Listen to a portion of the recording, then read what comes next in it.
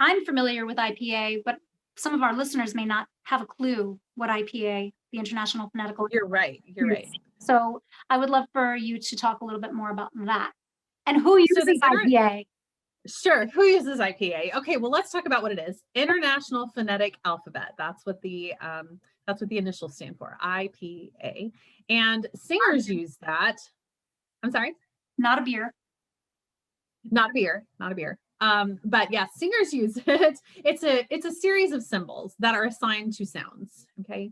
And international indicates that we're talking about world language here. So there are symbols for, you know, any language sound you can think of, as far as you know, vowels, and for even consonant productions, and maybe even combinations. There are, I know in Asian languages there are tones.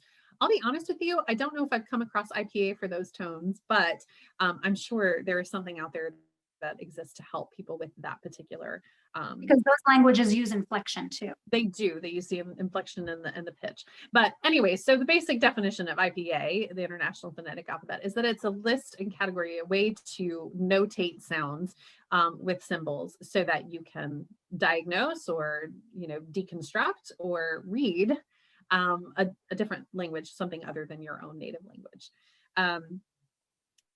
So yeah, when I went through my master's program, of course, we had to take diction classes, and all of the diction classes used IPA to notate these different sounds and to decode French or Italian or German or whatever language you were using. And so because I was exposed to all those different the notations for all the different language sounds, I didn't learn just the American English IPA. I learned a lot more of those symbols and signs and sounds. So when I'm listening to a patient talk, I'm calculating it a little differently than maybe a speech therapist who was just exposed to the English or the American IPA. So it's a little different for me in that I can pick up on those little bitty fine movements or changes in what they're doing with their tongue, or how high the palate is during that sound, or something like that. So that's another way in which my singing experience has enhanced my SLP experience. Yeah. I remember learning IPA, and it was like this, you know, obviously in undergrad for me, it you know, the French and the German, the Italian diction, that you have to learn IPA. And I thought, this makes life so much easier. Yeah. It makes my ability to know exactly how I'm supposed to pronounce that word, you know, rather than just having to like look at it and say, okay, that combination of words of letters means I have to pronounce this. Yeah. Right. No, if you put like the IPA symbol on top, it's clear as day. You know? Absolutely. And it gives you the rules. It gives you a set of rules. Yeah. So, you know, in American English, we have like 15 sounds for the symbol A, right? But well, maybe not 15, but you know what I mean. But in Italian, there's one. Just one. So, but you know, it's funny. I remember when I was learning IPA, I was like, who else uses this? You know who uses it? Singers, linguists, and speech pathologists. I mean, who else really uses IPA? You know, but we use it so frequently too, and it's important part of what we do. Yeah, especially if you were, you know, singing songs outside of your native language. I mean, you're going to need, one of the things we want to do is try to accurately portray and get up there. And when we sing the song, if somebody does happen to speak that language, they'll understand it. That's part of our goal, is to perform a piece with the inflection, with the diction, with the feeling that was intended by that composer. So IPA is definitely a tool that we use. Yeah, an important one. And you can really nerd out with it too. Just saying. Absolutely.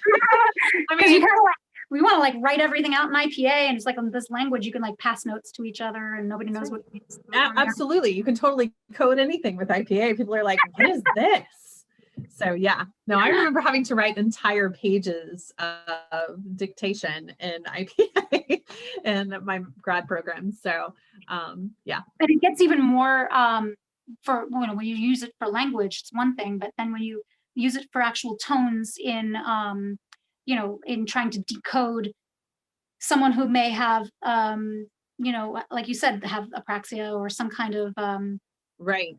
you know, real vocal disorder where they can't phonate very well, right? Well, I don't Um, know. I mean, IPA could come in handy for helping to, yeah, I guess decode how they're producing and then maybe adjust it. Um, mhm.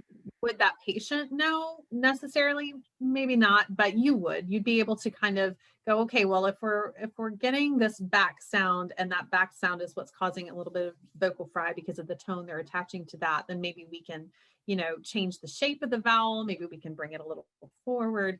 And that, let's be honest, if you're a singer, then you've heard these words before, right? Let's bring it forward, or let's create more space, or let's make it a little darker, or so those are all kind of the adjectives that we will use in a singing lesson. And for me to be able to bring that over and translate it, I have to translate it. If I were to say to, Joe Bello guy who comes in and like, listen, we got to bring this more forward, he's not going to know what I mean, but I Right. can definitely express it and translate it into something that will help him fix whatever that issue is that he needs to fix vocally for speaking purposes. And then of course for my singers, I'm asking for something that is something more specific for their sound as on pitch, on a tone. So yeah, it's something we can definitely use to help us hone in, decode, and redirect. Yeah, and with IPA for speech pathologists, it just goes so much more in depth, I think, than it would have for diction for singers. I don't Um, know. Accents and weird little symbols that I had never seen Yeah. in Italian, you know, Latin. Sure. I don't know. I think that it could be a 50-50 split. I think it depends on what you're doing.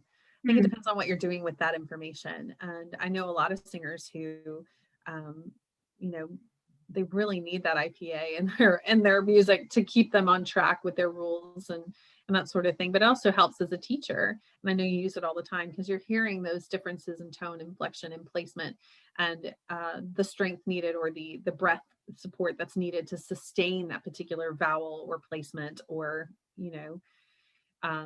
sound. So I don't know, I think it depends on how you use it. That would be my opinion.